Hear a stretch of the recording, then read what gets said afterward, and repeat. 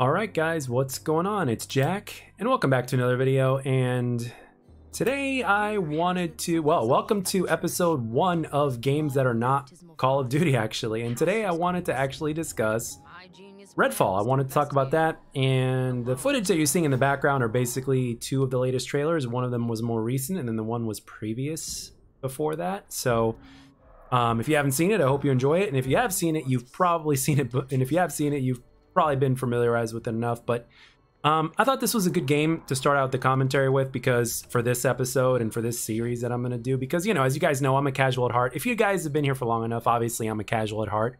So, and I do enjoy commentating quite a bit. I'm inspired by many people. So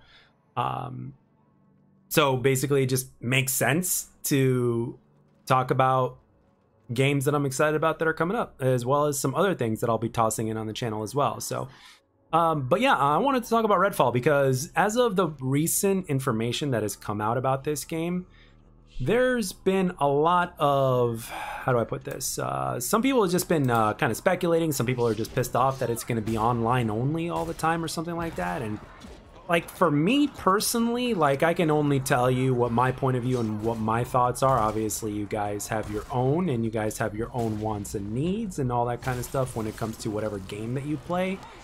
But especially since playing a plethora of different games lately, which I will continue to play, I have to say that Redfall is still very much an exciting game for me coming up. You know, and obviously I've got Game Pass, so it's not like I'm going to be paying anything beyond the subscription to play it. So if it ends up sucking, it's not like I'll be like, oh my gosh, I wasted $70 of my money or something like that. No. But honestly, I don't think it's going to suck. Honestly, it's not. I mean, because the thing is, like, with a lot of people that are first-person shooter lovers like myself, right? Mainly multiplayer. But the thing is, like when you look at games like Doom 2016 or Doom Eternal, as well as some other first-person shooters out there that are really good, even at games like Fallout 4, for instance, right, just to name a few, I think that when you have a shooter to where you can either play solo or you could either play with a squad and have an open world type of environment to where you get to explore, unlock your entire skill tree and all of your abilities, and maybe have some RPG elements thrown into the game, which is obviously never a bad thing, honestly, as long as it fits into the mold pretty well. You know, for me, that's exciting, because the thing about single player games, one thing that single player games, in my opinion, will always have over multiplayer games, is that there's really no, how do I put this? There's no stress factor, at least not in the same way that it is for multiplayer, you know, because some people are always competitive no matter what. Like, some people out there will literally, like, do everything that there is to do in every single game, and yet most people are not like that. But again, when you're looking at your average casual gamer, which most of us are, even those of you guys that are listening to this are still casuals, right? So you might be an above average casual because you're also watching YouTube and all that kind of stuff, but it's becoming more and more common now. Even if you're the most casual gamer out there, it is becoming a lot more common to watch people stream or to watch people do videos and stuff like that. So the thing is, the reality is, most of us are casual gamers, right? So, and even if we were not casual, you could still be excited about a game that you just want to play to have fun and be casual at, right? And just, or maybe be competitive in a different way. Like, for instance, let's see if I can beat this game on the hardest difficulty. Let's see if I could play this game by only using this weapon, or not upgrading anything and just going through it, or doing a speed run or something like that, right?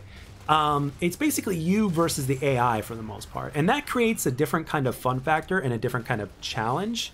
And the one thing about that is that the game has been tested, right? When you're talking about single player games, they've been tested. Like, everything that when games are released, like, everything is meant to be beaten, no matter how hard it is or whatnot, because it's been tested. It's been beaten at testing, if I'm not mistaken, if that's part of the grind or whatnot, right? Because if it was impossible to beat, they wouldn't put it out there in the first place, right? I mean, that's the objective of the game, is to beat the game, even at its hardest setting, and no matter how many limitations and challenges the game throws at you, or even that you throw at yourself, it's like, it's supposed to be possible to beat. I think there was only like one instance where there was one level in Halo 2, either in Halo 2 or in Halo 1, that couldn't be beaten on lasso, if I'm not mistaken. I could be wrong. I remember seeing something about that, like to where you literally have to like glitch the game in order to beat it or some shit. I don't know. Cheese the hell out of the game, I guess, beyond just cheesing. But for the most part, like for instance, the hardest difficulty in the mode, for instance, you know, it's built to be beaten. It's just going to be a hell of a lot harder, and it demands a lot more time from the player, right? So at the end of the day, when it comes to that, and when you have so many weapons to unlock, skill trees and stuff like that, and among other things like abilities and stuff like that, and just like looting the entire game, for instance, and just finding everything that's hidden in there. And when you put that in a first-person shooter format, I think to a certain extent it could even attract those guys that are multiplayer gamers and be like, okay, like they've created something for multiplayer gamers. Okay, it's not the same as traditional multiplayer, obviously, but it does scratch a different itch that you would get from gaming in the first place, if that makes sense. Now, again, with this game, again, a lot of people are already starting to become critical of it. I mean, that's how gaming is now. Like every single game that's being announced or being shown for the first time, everybody's going to be extremely critical of it, and everybody's going to be extremely judgmental of it before it comes out and before they even play the game, which is fine because a lot of gamers out there, especially people that have been gaming for a long time, they can see what's coming upon first glance, and that simply comes from experience and stuff like that. But it doesn't mean that we're 100% right all the time, or if at all. I mean, we could be mostly right, but there's still a few things that might surprise us in a good way about a game.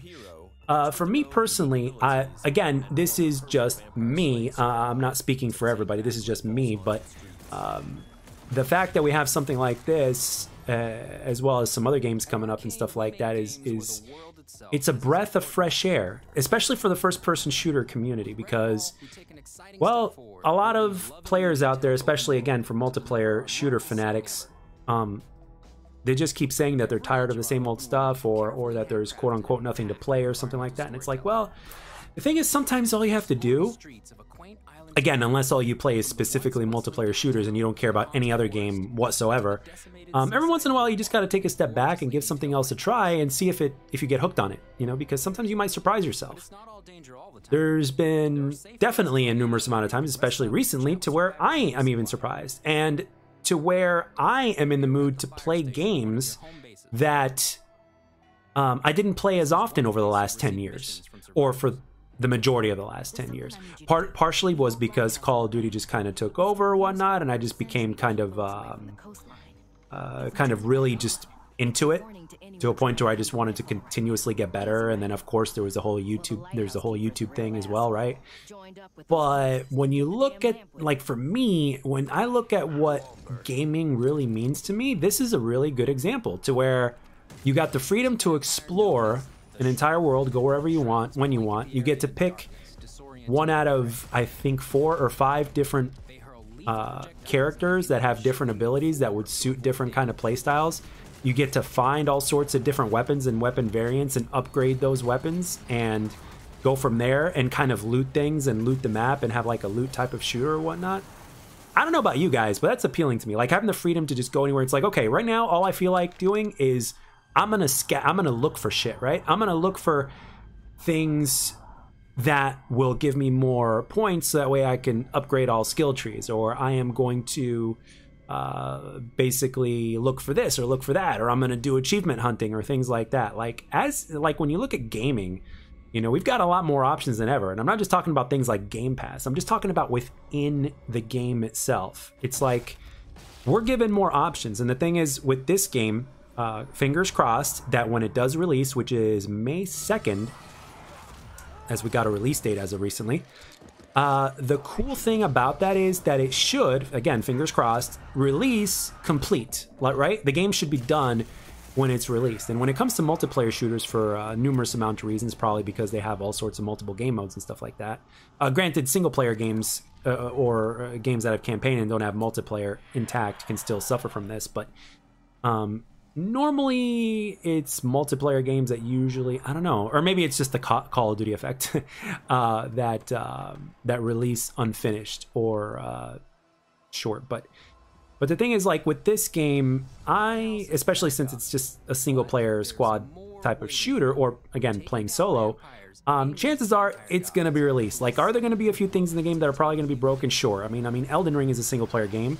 I mean, you can co-op it, but I remember listening to a retrospective video about Elden Ring and how there were just a few weapons that were just absolutely like insanely broken, and then FromSoft went in and kind of nerfed the hell out of it and all that stuff. So of course there are things that could always slip through the cracks, so to speak. And again, no game is perfect, but at the end of the day, when you like for me, when I stepped away from constantly playing Call of Duty multiplayer, it opened the doors for me to appreciate other games that I have been missing out on. Like, even from games the better part of a decade ago during the Xbox One era.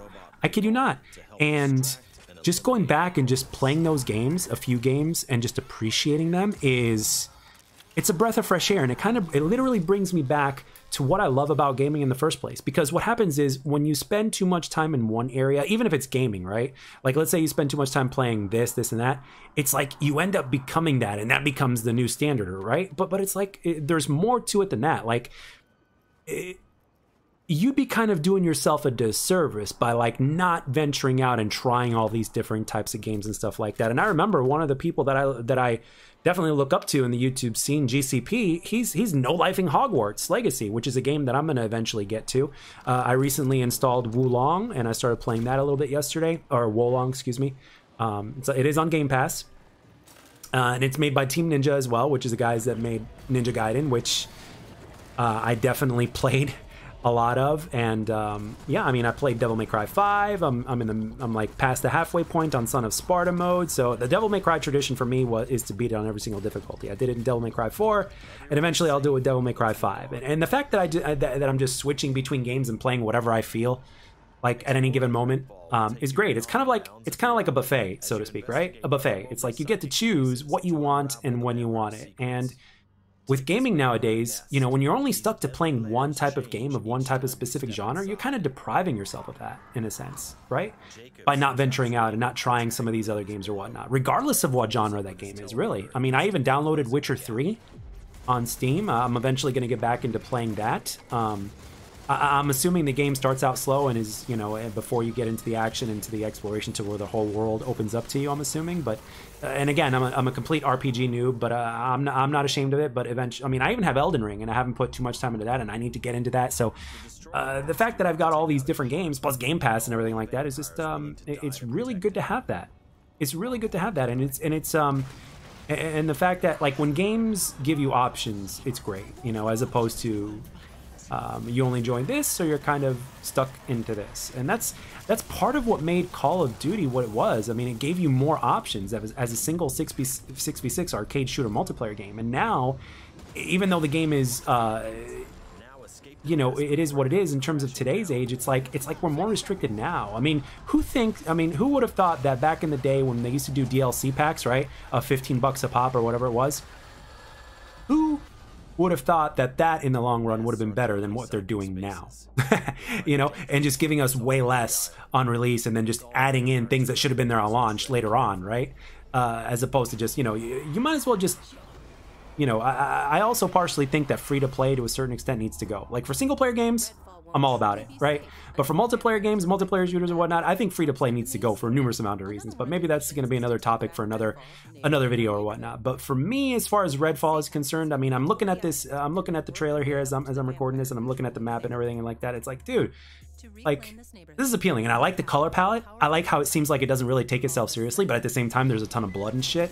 And I don't even care if the game doesn't have the best graphics. I really don't, because at the end of the day, games look great today. I mean, I'm sure, I mean, just like everything else, there's games that are that look better than others, just like every other gaming generation. But again, from a visual standpoint, the game looks great. It doesn't have to be like at the best standard of graphics that there is today, but the game looks fine. All that matters is how it plays. Is it going to play smooth, you know, with the frames and all that kind of stuff? How's the co-op experience going to be? How many things are we going to truly have to do in the game before we're fully complete with it and stuff like that? And the fun factor. I mean, that's what I look at now, right? It's all about the fun factor, man. And if you can escape your life and just be completely immersed into what you're playing in the video game itself, you've got something that is absolutely amazing. It's indescribable. Some people get it from doing other things. Some people, I mean, there's many different ways you can do this in life, but like with video games, to where you can escape the world that you're living in and temporarily live in another one through, you know, through this. That's cool. And then you can obviously enjoy doing things that you really do in real life, and then obviously then you have to kind of come back to reality a little bit and then go back to work. But you know, when you find yourself immersed in something that you really love, it's one of the most beautiful things ever. And at the end of the day, if you think about it, that's what gaming really is. So this game here, the way I look at it, it doesn't have to be perfect, but if it offers that, if it gets me out of my world and it immerses me in this one to where I can go anywhere and do anything or whatnot, and do it cooperatively with some of my pals on here online, or some of you guys or whatnot, or to do it solo, or to do both, right? I mean, come on, man. So and again, looking at the optimistic side of things, when you look at it that way, there's no reason as to why you can't be excited for just anything that's about to come out, really. And if you just broaden your horizons a little bit and you look outside the box, it's like you'll see a whole other world out there that you might just be interested in exploring. You know, kind of like the real world out there. You know, sometimes you just never know, man. You just never know until you get out there and look. And more often than not, life will surprise you. So again, this is that's kind of an analogy or whatnot. But the thing is, like, I've got every reason to be excited for this game. Starfield is another one. I'm sure when they have their own multiplayer reveal, or when they have their own event reveal for Starfield, which they will have, according to, I don't know if it's insiders or I don't know if it's been officially confirmed. I'm not sure. I don't look at social media as much as I used to, believe it or not. I've been doing a whole bunch of other things, but the thing is that when that happens, and when Starfield, the only thing I want from Starfield is I want them to do what they do, but I hope the game runs at least at 60. There's word out there that it's going to be running at 30. Please let the game run at 60. I know it's a huge game. I know there's a shit ton to do apparently, but please let the game run at 60. I do not want to be playing any game at 30 frames per second. The only exception that I would have made was God of War Ragnarok for the PS4. That's it. But that's a whole different kind of game. But we're talking about a first-person shooter like that, and something brand new. I mean, come on, 60 has got to be the standard. And on PC, it's got to be more. So hopefully that will be the case, but we'll see. But as far as Redfall is concerned, I'm excited. I hope you guys are excited for it. And any other game out there, let me know down in the comment section as we're approaching the end of this video. I want you to tell me down in the comment section below what game you are personally excited about and what game you are no-lifing right now. I know GCP mentioned that he's no-lifing Hogwarts Legacy, so what are you no-lifing right now? What are you playing? I've heard some Red Dead Redemption 2 and stuff like that. Let me know. I don't care what it is. I hope you guys enjoyed this commentary. I hope you're as excited as I am, and I hope you enjoy the rest of your night or day, depending on when this goes up. Probably night. And I'll catch you guys on the next one.